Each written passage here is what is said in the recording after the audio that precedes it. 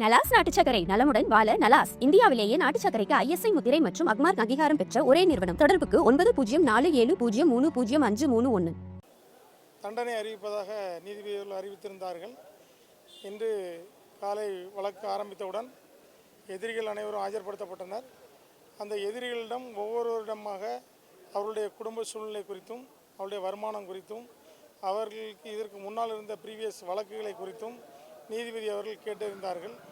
அதில் A1 ஸ்ரீதர் தனக்கு ஒரே ஒரு மகள் இருப்பதாகவும் வயதான தாயார் இருப்பதாகவும் கூறினார்.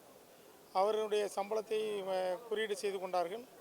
அதுபோக இதுக்கு முன்னால் வழக்கு எதுவும் இருக்கிறதா என்று கேட்டார்கள். வழக்கு எதுவும் இல்லை என்று சொன்னார். அதன் பின்பு எனக்கு கையில் அடிபட்டிருக்கிறது, என்னுடைய விபத்தில் எனக்கு பிளேட் வைக்கப்பட்டிருக்கு, என்னோடய வயது 61 ஆகிறது, என்னுடைய தண்டனையை நீங்கள் கன்சிடர் பண்ணணும், நான் எந்த தவறுமே செய்யலை அப்படின்னு அவர் சொன்னார். கடைசியில் எனக்கு குறைந்தபட்ச தண்டனை வழங்குங்கன்னு சொன்னார். அவர் அதை தொடர்ந்து A2 எனக்கு ரொம்ப கஷ்டமான குடும்பம், நான் வாடகை வீட்டில் இருக்கிறேன், எனக்கு 2 பெண் குழந்தைகள் இருக்காங்க, என்னையும் கன்சிடர் பண்ணணும், நான் குழந்தைகளெல்லாம் பிரிஞ்சு ஜெயிலில் இருக்கேன், எனக்கு குறைந்தபட்ச தண்டனை கொடுங்க அப்படின்னு சொல்லி கேட்டார்.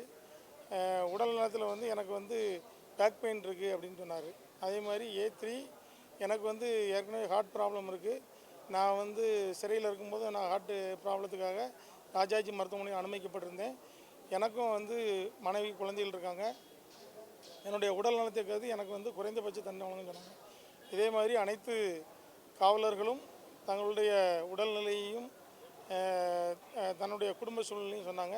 இதையெல்லாம் குறித்து கொண்ட நீதிபதி அவர்கள் எதிரி தரப்பு வழக்கறிஞர்களுடைய வாதத்தை கேட்டார்கள். அனைத்து வழக்கறிஞர்களுடைய வாதம் முடிவடைந்து விட்டது.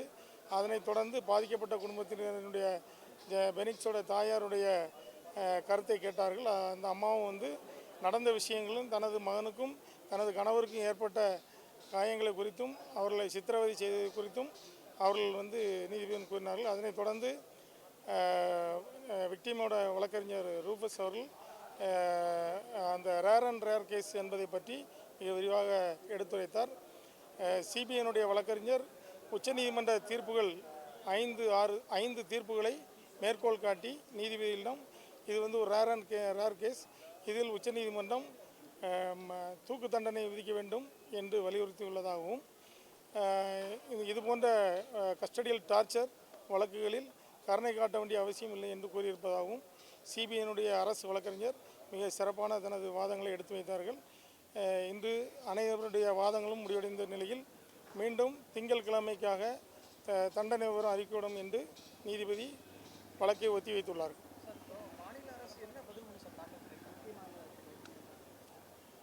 இல்லை, அந்த அறிக்கையை நீதிபதி அவர்கள் இங்கே நோட் பண்ணல, ஆனால் அறிக்கையெல்லாம் விட்டது. அதனால் எதிரிகளுடைய கருத்துக்களை மட்டும் குறிப்பிடுத்தி கொண்டு வாதத்தை கேட்டுவிட்டார்கள்.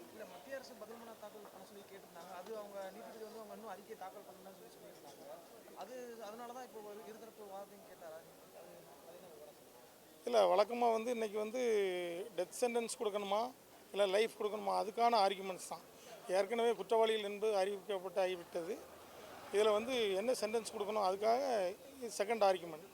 அது எதிரிகள் தரப்பு வழக்கறிஞர்கள் அவங்களுடைய வாதத்தை இதுக்கு டெத் சென்டென்ஸ் கொடுக்க வேண்டாங்கிறத தான் சொன்னாங்களே தவிர தண்டனை கொடுக்கக்கூடாதுங்கிறத சொல்ல.